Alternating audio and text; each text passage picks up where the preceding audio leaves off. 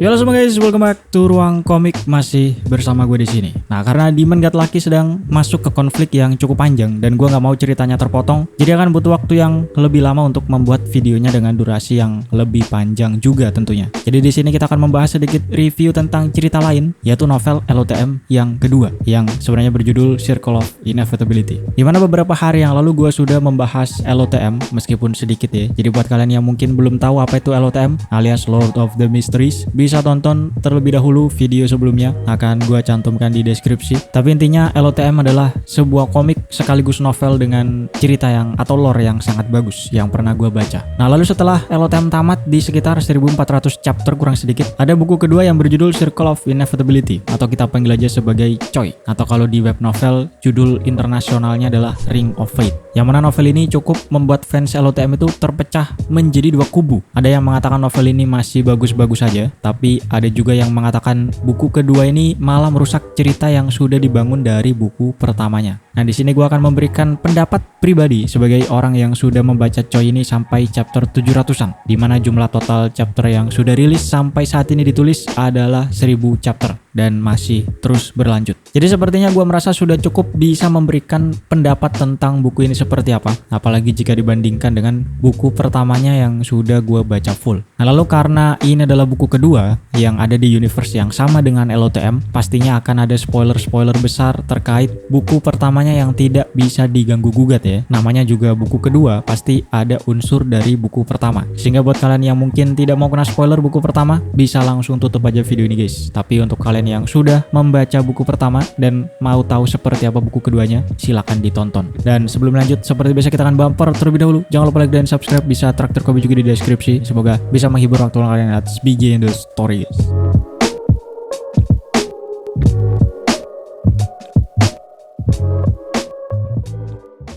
Nah, di poin pertama kita akan membicarakan tentang posisi buku kedua ini yang menurut gua menjadi faktor paling krusial dalam penulisan ceritanya. Karena kalau tidak salah ingat atau gua nggak salah baca, penulisnya itu pernah mengatakan bahwa buku kedua ini akan dia desain sehingga menjadi buku yang independen. Dalam artian kalian bisa membaca buku kedua ini tanpa membaca buku pertama terlebih dahulu. Jadi lore dan mitos di dunianya ini akan sama seperti novel sebelumnya. Sistem kekuatannya sama, karakter-karakter besarnya juga sama, dan tinggal menambah beberapa aspek yang baru gitu ya. Dan semua lore yang sangat rumit dari buku pertama ini akan dijelaskan ulang di dalam buku keduanya yang berjudul Choi ini. Nah, namun disinilah problem yang menurut gua sangat terasa tidak enak, karena posisi Choi ini seperti terjepit di antara dua pembaca, yaitu pembaca lama yang memang sudah mengerti tentang semua lore dan misteri di dalam dunia tersebut, dan pembaca baru yang belum mengetahui tentang satupun hal di dunia tersebut, sehingga membuat storytellingnya kurang optimal karena seperti menarget tengah-tengahnya. Nah, gue sendiri sebagai pembaca lama itu cukup dikejutkan dengan keburu-buruan penulisnya untuk memasukkan info-info yang sudah terungkap dari buku pertamanya ke buku yang kedua ini. Sebagai contoh,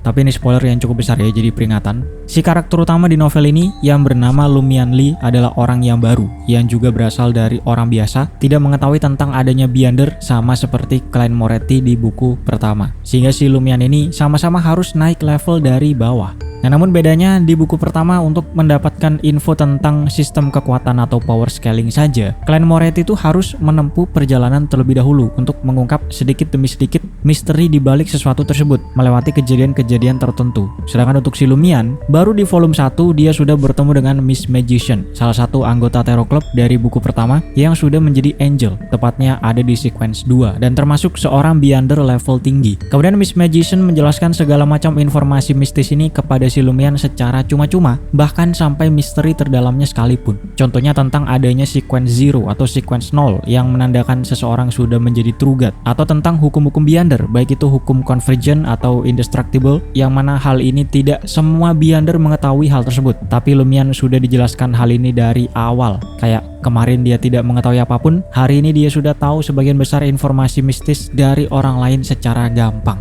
Itu salah sedikit contohnya. Nah, hal ini akan terasa wajar kalau misal buku kedua ini memang didesain sebagai lanjutan dari buku pertama, atau ibaratnya kalian setidaknya harus membaca buku pertama terlebih dahulu untuk lanjut ke buku kedua. Kalau seperti itu maka oke lah, ini MC baru karena dia tidak mengetahui apapun, jadi kita langsung kasih tahu aja supaya ceritanya tidak terlalu dragging, tidak terlalu ngebosenin untuk menunggu si Lumian mengungkap pengetahuan tersebut. Apalagi karena kita para pembaca ini kan sudah mengetahui info-info ini dari buku pertama, sehingga kalau kita mengungkapkan lagi misteri yang sama di buku kedua, maka akan terasa membosankan. Sehingga Lumian pun langsung dijejeli info-info ini secara cepat. Nah, hal ini akan menjadi oke-oke aja kalau buku kedua ini didesain sebagai lanjutan dari buku pertama. Nah, namun karena penulisnya mengatakan bahwa buku ini dia desain bisa juga untuk pembaca baru yang belum pernah membaca buku pertama, gue sangat yakin para pembaca baru ini pasti akan merasa berlebihan untuk menerima info sebanyak itu dalam waktu yang sangat singkat. Apalagi di awal-awal volume, di mana belum ada sesuatu yang terjadi untuk membuat kita ingat tentang info tersebut. Untuk kita yang sudah membaca buku pertama, ya mungkin kita sudah hafal tentang info-info ini, jadi kita akan mudah untuk memahaminya. Namun untuk pembaca baru yang langsung dijejeli info sebanyak itu, rasanya pasti seperti terlalu terburu-buru. Nah, selain itu si Miss Magician ini juga langsung menceritakan beberapa karakter OP beserta sequence-nya. Seperti contohnya Emperor Rosel adalah true god dari Pathway A. Lalu dewa ini ada di Pathway ini, sedangkan Pathway itu dewanya itu. Hampir semua karakter penting tiba-tiba diumbar di awal-awal cerita ini. Kayak gampang aja mereka bahas karakter penting ke seorang anak yang baru kemarin mengetahui apa itu Beyonder. Sedangkan di buku pertama, gua masih ingat bahwa dalam setiap pertemuan Tarot Club, ketika mereka membahas sesuatu, karakter atau tokoh yang dibahas itu juga awalnya masih cupu-cupu.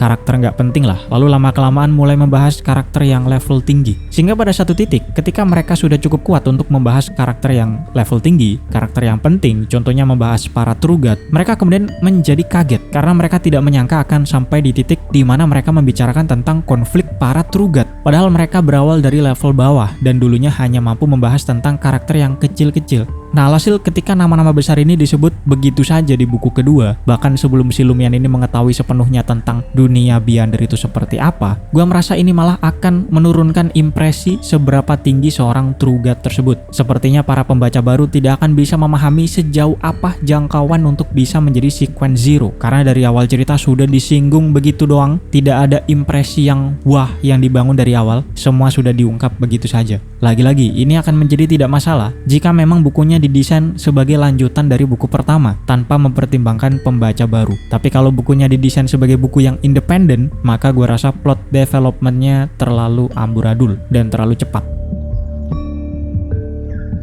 Nah, keambiguan terkait posisi buku kedua ini juga memberikan efek kepada pemilihan karakter utamanya, yang mana si penulis memilih karakter utama baru yang belum pernah muncul di buku pertama dan adalah orang biasa bernama Lumian Lee. Jadi si Lumian ini juga naik bertahap dari sequence 9 sampai terakhir gua baca sudah sampai di sequence 5 atau 4. Nah, pemilihan karakter utama baru ini menciptakan banyak ketidaksukaan dari para pembaca yang sudah terlalu dekat dengan karakter dari buku pertamanya. Apalagi si Klein Moretti yang sudah kita ikuti dari sejak dia masih kroco sampai menjadi seorang dewa atau di atas dewa bahkan. Yang ternyata di buku kedua malah kita balik lagi mengikuti orang baru dari awal. Nah, gue pribadi awalnya menempatkan buku kedua ini sebagai buku yang berbeda, yang independen, gak ada hubungannya dengan buku yang pertama. Sama seperti nonton Spider-Man Tom Holland, itu berbeda dengan nonton Avengers. Meskipun banyak karakter yang sama, di universe yang sama, tapi adalah film yang berbeda. Jadi meskipun MC-nya berbeda, gue juga berusaha melepaskan ikatan kepada karakter-karakter dari buku pertama, dan menikmati sudut pandang sebagai Lumian. Meskipun banyak plot development yang terlalu terburu-buru seperti yang gue bilang sebelumnya, namun pada akhirnya gue tetap bisa menikmati cerita sebagai seorang Lumian.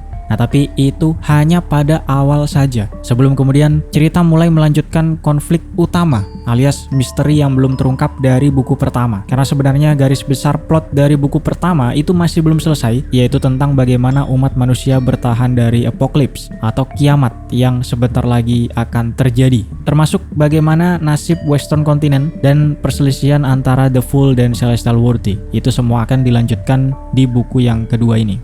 Nah, jadi di awal novel kita masih akan mengikuti perjalanan Lumian untuk grinding, masuk ke dunia Beyonder, naik sequence dan sebagainya. Sampai sini plotnya masih jauh berhubungan dengan plot utamanya, dan kita cuma disuguhkan sebuah subplot atau konflik kecil-kecil antara kelompok Lumian dan kelompok yang lain, yang intinya menceritakan tentang perjalanan naik levelnya si Lumian lah ya. Nah, itu masih bisa gua nikmati sebagai Lumian. Namun setelah cerita mulai masuk kembali ke konflik utama yang adalah lanjutan dari buku pertama, cerita kemudian akan melibatkan banyak sekali karakter dari buku pertama yang sudah gua kenal. Nah, sampai sini gua merasa kok lebih seru kalau misal konflik ini ditunjukkan dari sudut pandang karakter buku pertama. Kita ambil contoh organisasi Terror Club yang sekarang sudah menjadi salah satu organisasi terkuat, di mana organisasi ini tentunya sangat melekat bagi kita para pembaca buku pertama karena adalah organisasi yang diciptakan dan dibawahi langsung oleh Klein Moretti, yaitu si MC buku pertama. Nah, sampai sini ikatan gue dengan Lumian langsung turun drastis dibandingkan dengan para anggota Terror Club yang sudah gue ikuti juga perjalanan mereka dari buku pertama. Karena perjalanan Lumian itu biasa-biasa aja, bahkan seringnya mendapatkan bantuan atau info secara cuma-cuma dari Terror Club. Apalagi pemahaman Lumian terkait plot utama ini dan siapa-siapa aja yang terlibat kan juga tidak sebesar pemahaman dari Terror Club yang sudah menyelidiki semua hal tentang Apocalypse ini dari sejak buku pertama yang bersetting bertahun-tahun yang lalu. Tapi karena MC-nya si Lumian, ya kita seringnya akan ditunjukkan dari sudut pandang si Lumian. Akan sangat sedikit sekali kita berada di sudut pandang karakter buku pertama. Meskipun gua pengen melihat dari sudut pandang anggota Terror Club yang juga ikut muncul sebenarnya untuk membereskan konflik tersebut. Hanya saja scene-scene mereka ini off screen atau terjadi di belakang layar dan tidak diceritakan.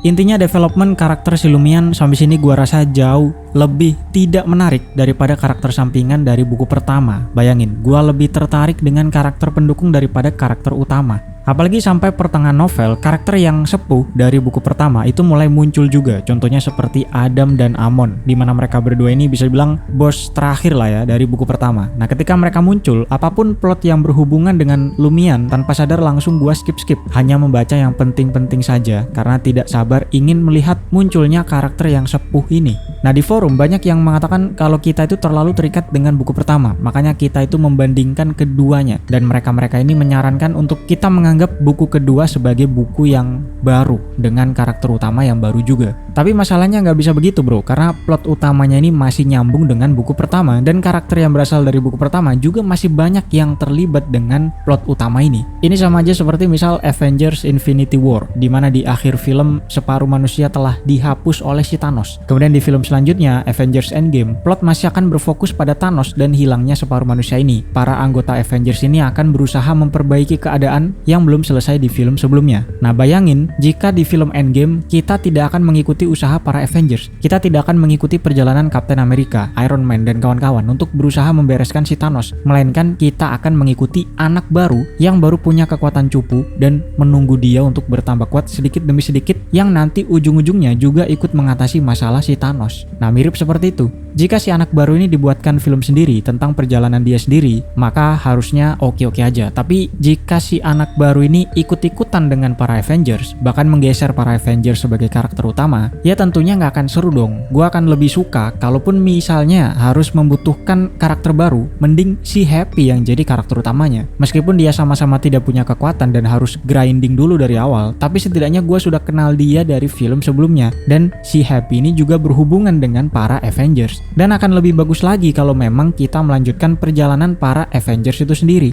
Atau kalaupun memang sangat butuh karakter baru dengan tipe kekuatan yang baru juga, setidaknya janganlah kita mengikuti dia dari awal. Buat dia setidaknya sudah punya kekuatan meskipun masih di tengah-tengah. Karena di dunia LOTM ini, sistem kekuatan Beyonder itu sama aja untuk semua orang, bukan sesuatu yang spesial untuk satu orang saja. Jadi pengalaman perjalanan Lumian dari bawah itu sudah kita dapatkan ketika kita mengikuti Klein Moretti di buku pertama. Sama aja, sehingga membuat ceritanya menjadi ngebosenin kalau harus ngulang dari awal. Apalagi ujung-ujungnya dipercepat juga dengan Lumian yang dikasih info-info dan bantuan oleh karakter-karakter OP ini dari awal. Sehingga untuk pembaca lama, plotnya terasa ngebosenin karena ngulang lagi grinding dari awal. Sedangkan untuk pembaca baru justru seperti terburu-buru karena banyaknya info yang di-reveal secara jor-joran. Lagi-lagi gue merasa ini masih berhubungan dengan keambiguan posisi buku kedua yang sepertinya bingung mau dijadikan buku lanjutan atau buku yang independen. Jika buku lanjutan harusnya nggak perlu karakter baru, lanjutin aja development dari karakter sampingan yang memang banyak karakter bagus dari buku pertamanya. Dan sebaliknya, jika diniatkan sebagai buku yang independen, masalahnya ceritanya itu masih melanjutkan plot utama dari buku pertama, sehingga membuat kita merasa bosan ketika mengikuti Lumian yang grinding dari awal. Kalau ujung-ujungnya kita ketemu lagi dan berhubungan lagi dengan karakter yang sepuh dari buku pertama, yang kita sendiri sudah punya ikatan dengan mereka.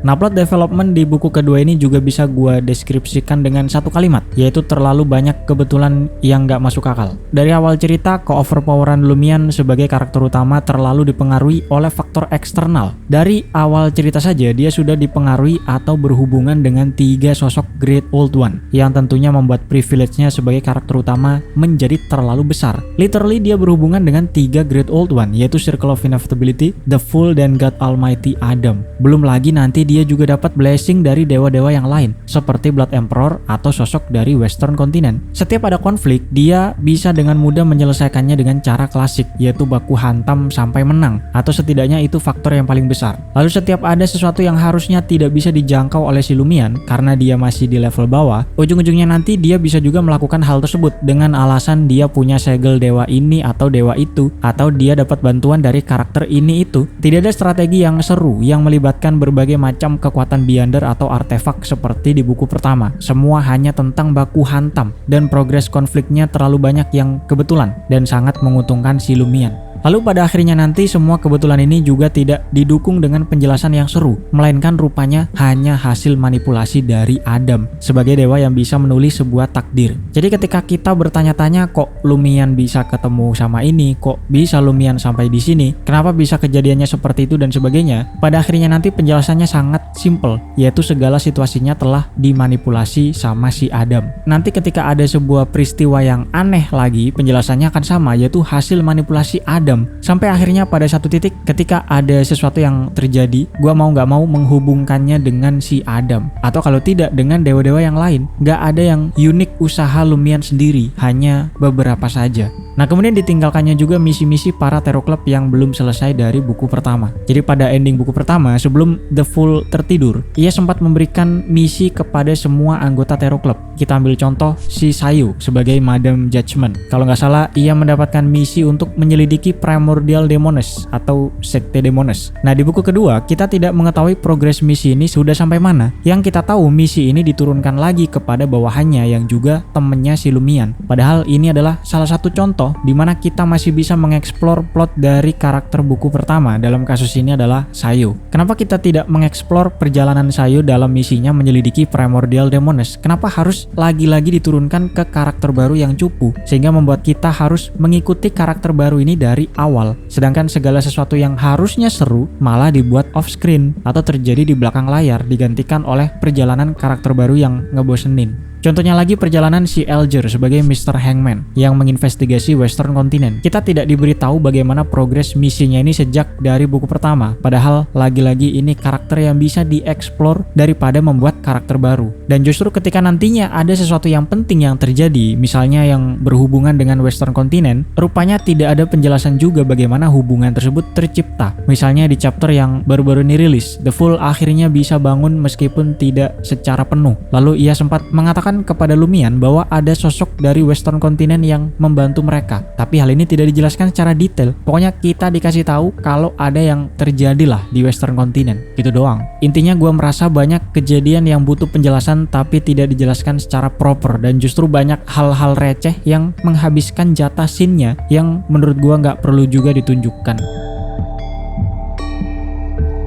Nah, sebagai info, ada 2 pathway di dalam ceritanya yang memang cukup aneh, yaitu pathway Rat Priest dan Demones, di mana keduanya ini bisa merubah seseorang akan menjadi laki-laki atau perempuan tergantung mana yang dipilih. Sehingga dari sini mungkin bisa kalian tebak bahwa Lumian nantinya akan berpindah-pindah antara 2 pathway ini, sehingga ia akan pindah juga dari pria ke wanita. Nah, pada buku pertama, unsur ini memang ada, tapi justru terasa mistis dalam penerapannya. Konsep aneh ini dibawa ke aspek mistisnya, sehingga ada merindingnya, ada mirisnya, dan sebagainya. sebagainya dan tidak mengganggu gue dalam membaca ceritanya. Nah sayangnya di buku kedua, hal ini malah jadi seperti kepentingan agenda woke dan sejenisnya. Konsep ini malah dibawa ke aspek romantik dan seksual yang tentunya sangat jauh dari dugaan gue dan gue rasa terlalu dipaksakan. Memang kalian harus baca dulu untuk bisa memahami apa yang gue omongkan ini, tapi dari hal ini saja gue tidak menyarankan kalian untuk membaca novel ini. Tapi ini terjadinya mulai dari pertengahan sih, di awal-awal cerita untungnya nggak ada. Bahkan forum LOTM yang dulunya berisi diskusi misteri dan mistis-mistisan, sekarang sudah banyak rakyat pengguna LG HDTV++